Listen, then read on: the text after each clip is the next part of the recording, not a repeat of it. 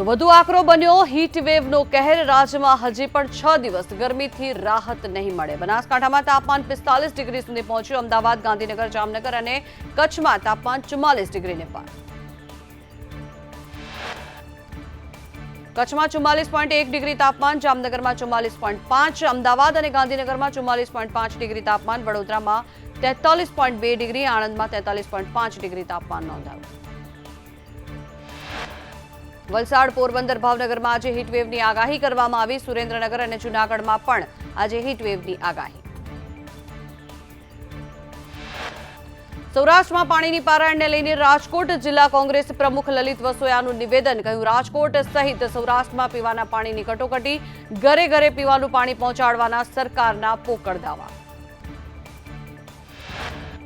સુરત શહેરમાં ભર ઉનાળે પાણીની પારાયણ। ઉના વિસ્તારમાં છેલ્લા 15 દિવસથી પીવાના પાણીની સમસ્યાઓ, પીવાનું પાણી નહીં મળતા સ્થાનિકોએ માટલા ફોડીને વિરોધ નોંધાવ્યો। વારંવાર રજૂઆત છતાં નિરાકરણ ન આવતા સ્થાનિકો રોષે ભરાયા। અરવલ્લીના મેઘરજના રામગઢી ભૂતિયાકુડી વિસ્તારમાં પાણીનો પોકાર। મહિલાઓ 1 કિલોમીટર દૂર ચાલીને પાણી લાવવા માટે મજબૂર થઈ। પંચમહાલમાં ભર ઉનાળે પાણીની તંગી વચ્ચે પાણીનો જ વેડફાટ। વીજ સબસ્ટેશન પાછળ પાઇપલાઇનના વાલ્વમાંથી પાણીના ફુવારા છૂટ્યા। તંત્રએ ગંભીરતા ન લેતા વાલ્વમાંથી પાણીનો વેડફાટ।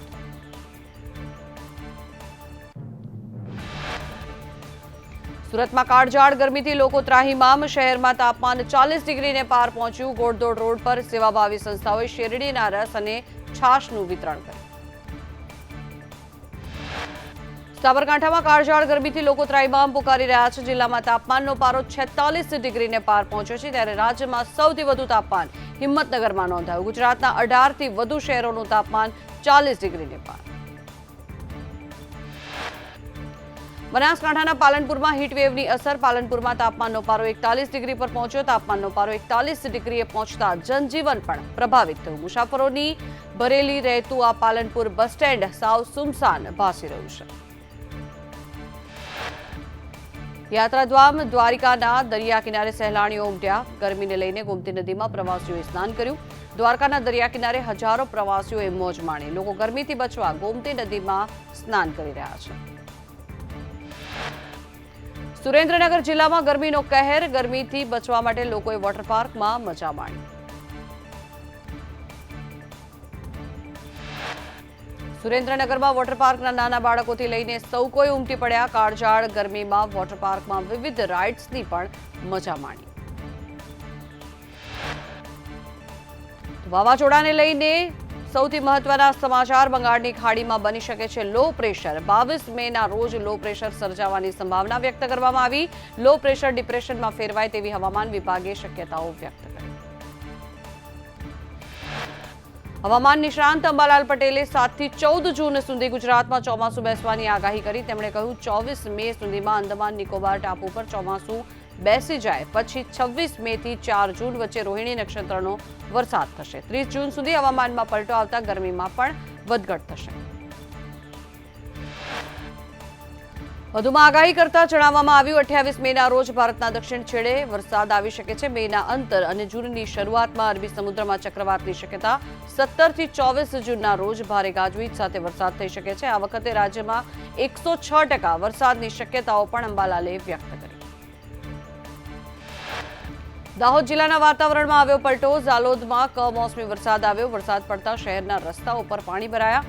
વાવાઝોડાના કારણે મંદિરમાં વૃક્ષો પણ ધરાશયી થયા। બનાસકાંઠા જિલ્લામાં પાક નુકસાનની ભીતિ। રૂણાદ ગામે વિધાનસભા અધ્યક્ષ શંકર ચૌધરીએ ખેતરમાં સમીક્ષા કરી। બાજરીના પાકમાં કાતરા નામની જીવાતનો ઉત્પાત, ખેડૂતો ચિંતિત। અમરેલી જિલ્લામાં કમોસમી વરસાદનો કહેર। ધારીના ડાંગવદરમાં ભારે પવન સાથે વરસાદ પડતા ખેડૂતોનો તૈયાર થયેલા પાકને નુકસાન પહોંચ્યું છે। બાજરી, તલ અને ડુંગળીના પાકમાં જમીનદોસ્ત પાક થઈ જતા ખેડૂતોને ચિંતા।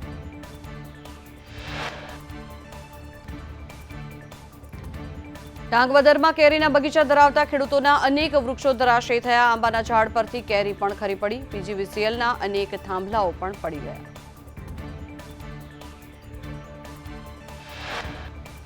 અમદાવાદમાં લોકસભાની ચૂંટણીના પરિણામોને લઈને પ્રદેશ કોંગ્રેસની બેઠક મળી 22 મેના રોજ અમદાવાદ કોંગ્રેસ કાર્યાલયમાં કોંગ્રેસ પ્રભારી મુકુલ વાસનિકની અધ્યક્ષતામાં બેઠક મળશે. લોકસભાના તમામ ઉમેદવારો પણ બેઠકમાં હાજર રહેશે. મુખ્યમંત્રી ભૂપેન્દ્ર પટેલ અમદાવાદ મણિનગરમાં પુસ્તક પરબની મુલાકાત લીધી. સ્થાનિક લોકો સાથે મુખ્યમંત્રીએ ચર્ચા પણ કરી. 40 વર્ષથી ચાલી રહી છે પુસ્તક પરબ. મદ્રેસામાં તપાસ અંગે એમએલએ મહેશ કસવાલાનું નિવેદન. કહ્યું કે રાજ્ય સરકાર આ મુદ્દે ઝીરો ટોલરન્સ નીતિ ધરાવે છે. આ પ્રકારની પ્રવૃત્તિ નહીં ચલાવી લેવાય. મુખ્યમંત્રી અને ગૃહમંત્રી આ પ્રવૃત્તિ નહીં ચલાવે. સુરેન્દ્રનગરમાં શિક્ષણ વિભાગ દ્વારા 17 મદ્રેસામાં તપાસ હાથ ધરવામાં આવી. પાટડીમાં સૌથી વધુ 13 મદ્રેસામાં તપાસ કરાઈ. 50થી વધુ બીઆરસી અને સીઆરસી સહિતની ટીમોએ સર્વે હાથ ધર્યો.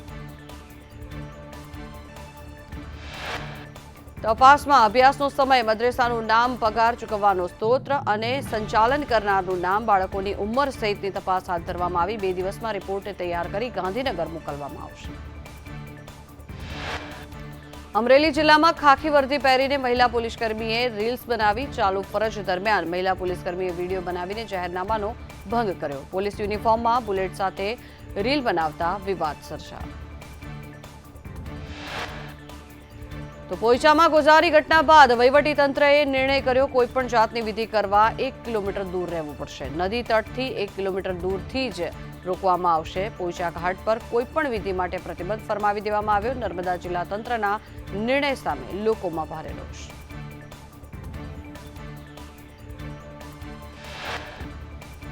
સ્માર્ટ મીટરને લઈને ધારાસભ્ય ધવલસિંહ ઝાલાએ મુખ્યમંત્રી ભૂપેન્દ્ર પટેલને પત્ર લખ્યો. સ્માર્ટ મીટરનો ટેસ્ટિંગ ટ્રાયલનો સમય વધારવા માટે રજૂઆત કરવામાં આવી. 3 દિવસના બદલે 6 દિવસ કરવા માટે માંગણી કરાઈ. સમય લંબાવવાથી લોકો બંને મીટર રીડિંગ ચેક કરી શકશે.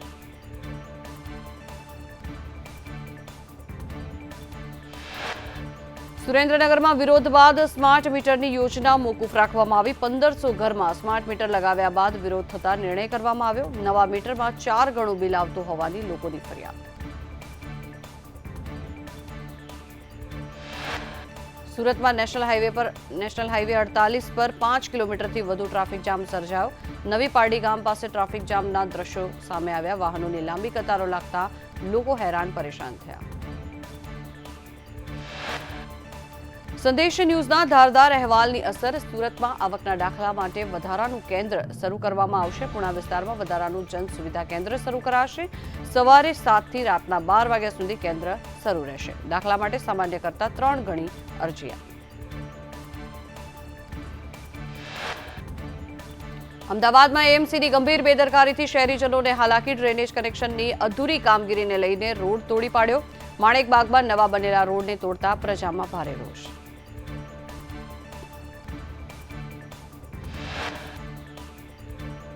ખેડામાં વડતાલની 300 વીઘા જમીન વિવાદમાં આવી છે. જમીનમાં કોઈપણ પ્રકારનો ફેરફાર કે તબદીલી ન કરવા માટે હુકમ આપવામાં આવ્યો. આખરી નિકાલ ન થાય ત્યાં સુધી જિલ્લા કલેક્ટરે સ્ટે મૂક્યો.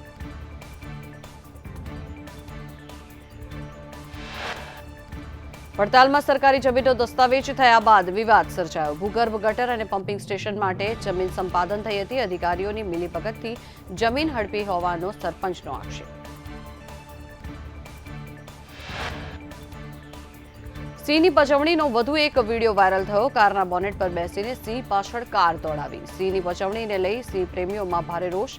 વાયરલ વિડીયો ઉના વિસ્તારનો હોવાનું અનુમાન.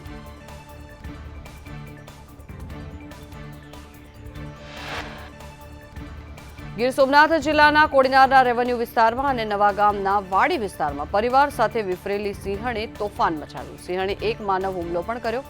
રેસિડેન્શિયલ કોલોનીમાં ઘૂસીને લોકોને ભયભીત કર્યા. તો ગ્રામજનો માંગ કરી રહ્યા છે તાત્કાલિક આ સિંહ પરિવારને વન વિભાગ અહીંથી પકડીને જંગલમાં મુક્ત કરે. જોકે આ સિંહ પરિવારને પકડવા માટે વન વિભાગ 3 ટીમો છેલ્લા 40 કલાકથી સતત જહેમત ઉઠાવી રહી છે. ઉનાના રહેણાંક વિસ્તારમાં દીપડાની દહેશત. બોયલાવાડી વિસ્તારમાં 2 દીપડા નજરે પડ્યા. સ્થાનિકોમાં ભયનો માહોલ. ગ્રામજનોએ વન વિભાગને જાણ કરતા દીપડાને પાંજરે પૂરવાની કવાયત હાથ ધરાઈ.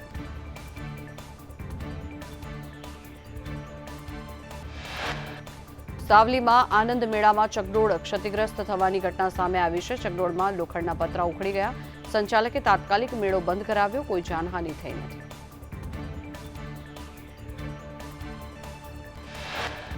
પંચમહાલના ગોકળપુરામાં ખેડૂતની હત્યાનો મુદ્દો 48 કલાક બાદ પણ એક આરોપી પોલીસ પકડથી દૂર રહ્યો. અન્ય 2 આરોપીઓ હાલ પોલીસ રિમાન્ડ પર. ઝડપાયેલા 2 આરોપીઓમાંથી એક સગીર વયનો કિશોરને વડોદરા બાળ સુધાર ગૃહમાં મોકલવામાં આવ્યો.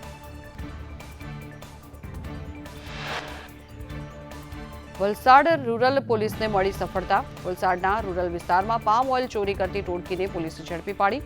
સરોથી નેશનલ હાઈવે પર આવેલી દ્વારકાધીશ હોટેલના કમ્પાઉન્ડમાં ટેન્કરમાંથી પામ ઓઇલની ચોરી કરવામાં આવી હતી. ટેન્કરમાંથી પામ ઓઇલ કાઢીને તેલના ડબ્બામાં ભરી 1200 રૂપિયામાં તેઓ વેચાણ કરતા હતા. રૂરલ પોલીસે ટેન્કર ચાલક અને હોટેલ સંચાલકની ધરપકડ કરી. રાજકોટ ઉપલેટામાં પારિવારિક સંબંધને શર્મસાર કરતો કિસ્સો સામે આવ્યો છે. કૌટુંબિક કાકાએ 16 વર્ષની સગીરા પર દુષ્કર્મ આચર્યું. પરિવારને જાણ કરતા પરિવારે સગીરાને જ ઠપકો આપ્યો, જેને લઈને સગીરાએ બદનામીના ડરથી એસિડ ગટગટાવ્યું. સગીરાને સારવાર માટે હોસ્પિટલ ખસેડાઈ.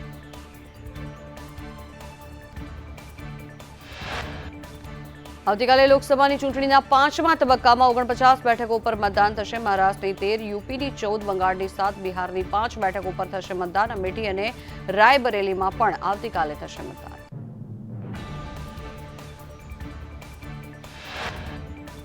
દિલ્હીના મુખ્યમંત્રી અરવિંદ કેજરીવાલ આપ નેતાઓ સાથે ભાજપ કાર્યાલય જવા માટે રવાના થયા. પોલીસનો આપ કાર્યકર્તાઓને રોકવાનો પ્રયાસ.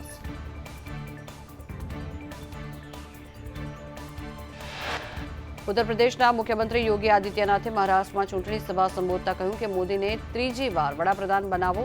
6 મહિનાની અંદર પીઓકે ભારતનું હશે. પાકિસ્તાન માટે પીઓકેને બચાવવું પણ મુશ્કેલ છે.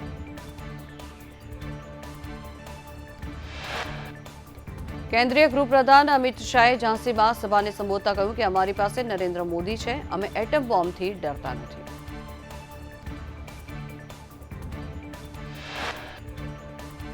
ભાજપ નેતા અને કેન્દ્રીય પ્રધાન સ્મૃતિ ઈરાનીએ પ્રિયંકા ગાંધી પર પ્રહાર કરતા કહ્યું કે કોંગ્રેસ નેતાને પરાજયનો ભય હતો અને તેથી જ તેઓ ચૂંટણી નહોતા લડ્યા.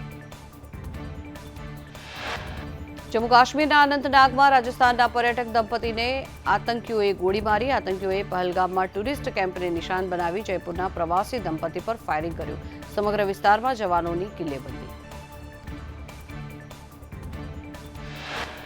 ભારતના ભૂતપૂર્વ રાષ્ટ્રપતિ રામનાથ કોવિંદે અયોધ્યામાં રામલલાના દર્શન કર્યા. તેમણે કહ્યું કે મને આરતીમાં ભાગ લેવાની પણ તક મળી.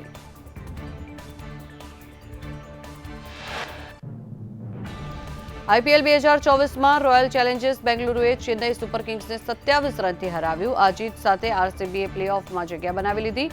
ટીમે લીગ તબક્કામાં સતત 6 મેચ જીતી હતી. ચિન્નાસ્વામી સ્ટેડિયમમાં આરસીબીએ 5 વિકેટ ગુમાવીને 218 રન બનાવ્યા. તેની સામે સીએસકે 7 વિકેટ ગુમાવીને 191 રન જ બનાવી શકી.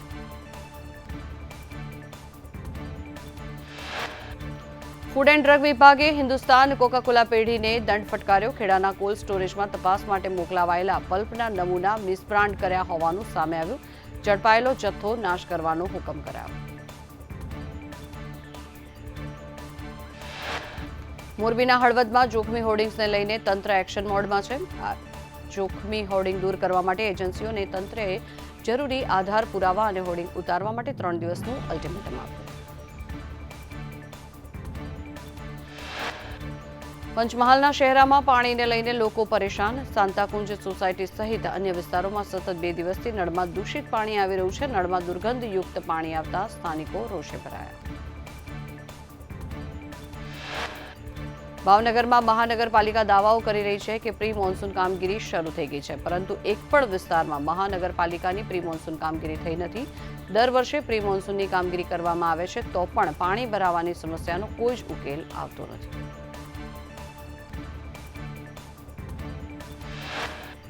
ભાવનગરમાં મનપા વોટર વર્કર્સે ગેરકાયદેસર નળ કનેક્શન કાપવાની કામગીરી હાથ ધરી. 2 દિવસમાં 250 ગેરકાયદેસર નળ કનેક્શન કપાયા.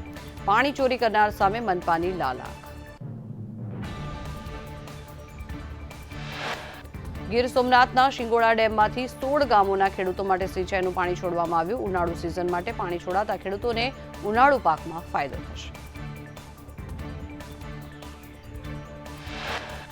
કચ્છ જિલ્લામાં પાણીની પોકાર. કચ્છ જિલ્લાનું દ્રંગ ગામ વર્ષોથી પાણીની સમસ્યાથી ઝઝૂમી રહ્યું છે. નર્મદાના નીર દ્રંગ ગામ સુધી ન પહોંચતા પાણીને લઈને લોકોને વલખા મારવા મજબૂર થવું પડ્યું. ઉમરગામમાં તાલુકા વિકાસ અધિકારી વિરુદ્ધ રજૂઆત કરવામાં આવી છે. કેટલાક સરપંચોએ ધારાસભ્ય રમણ પાટકરને રજૂઆત કરી છે. અધિકારી સરપંચોને હેરાન પરેશાન કરતા હોવાના આક્ષેપો કરાયા. અધિકારી ગેરરીતિ આચરતા હોવાની પણ સરપંચોએ રજૂઆત કરી છે. ભાવનગરમાં ઇનાર્કો કંપનીમાંથી કર્મચારીનો મૃતદેહ મળી આવ્યો. નવા જોડાયેલા કર્મીનો શંકાસ્પદ હાલતમાં મળી આવ્યો મૃતદેહને પોસ્ટમોર્ટમ માટે હોસ્પિટલ ખાતે ખસેડવામાં આવ્યો. સમગ્ર મામલે પોલીસે વધુ તપાસ હાથ ધરી છે. સુરતના નાના વરાછામાં કાપડ ચોરતી મહિલા ગેંગનો આતંક. કાપડ ચોવાનો ઢોંગ કરીને ચોરીને અંજામ આપતી હતી 3 મહિલા ચોર સીસીટીવી કેમેરામાં કેદ થઈ. પોલીસે સીસીટીવીના આધારે વધુ તપાસ શરૂ કરી.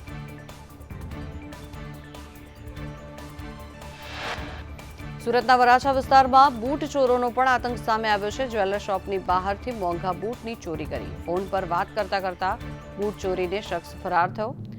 સીસીટીવી કેમેરામાં શખ્સ કેદ થયો. હાલોલમાં ફાઇનાન્સ કંપનીએ કરોડોની ઠગાઈ કરી. કંપનીના સંચાલકો કરોડો રૂપિયા ઉઘરાવીને ફરાર થઈ ગયા હતા. લોન આપવાને નામે 50થી વધુ લોકો પાસે 5 કરોડ જેટલા રૂપિયા ઉઘરાવીને સંચાલકો ફરાર થયા. ભોગ બનેલા લોકોએ હાલોલ ટાઉન પોલીસ મથકે ફરિયાદ નોંધાવી.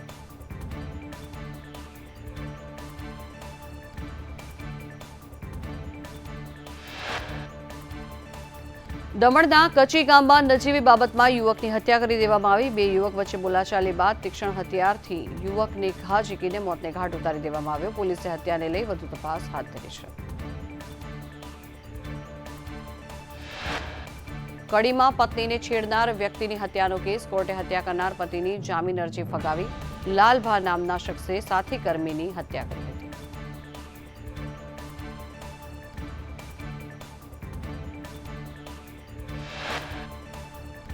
સુરતમાં 2 રીઢા બુટલેગરો વચ્ચે ગેંગવોર. અંત્રોલીના ભૂરી ફળિયામાં બુટલેગર ઈશ્વરની કાર પર 2 રાઉન્ડ ફાયરિંગ કરવામાં આવ્યું. બુટલેગર દુર્ગેશ પરવીન અન્ય લોકોએ ફાયરિંગ કર્યું હોવાનું સામે આવ્યું.